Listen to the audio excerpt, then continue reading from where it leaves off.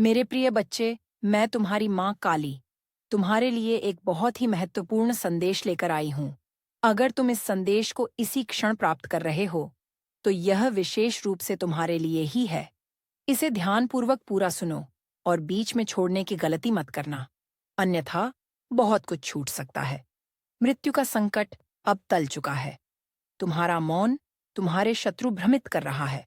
वे तुम्हारे अधिकार छीनने का प्रयास कर रहे थे, लेकिन अब उनके अंत का समय आ चुका है। जिन्होंने तुम्हें गिराने की योजना बनाई थी, अब वे स्वयं ही अपने कर्मों का दंड भुगतने वाले हैं। वे जो तुम्हारे पतन का षड्यंत्र रच रहे थे, अब उसी जाल में फंसने के लिए तैयार हो चुके हैं। तुम्हारी सफलता की चमक, तुम्हारा आत्मविश्वास और तुम्हारी शांति हर किसी को आकर्षित कर रही है। तुम अपने जीवन में एक महत्वपूर्ण मोड़ पर पहुंच चुके हो, जहां तुम्हारी आध्यात्मिकता और शक्ति नई ऊंचाइयों को छू रही है।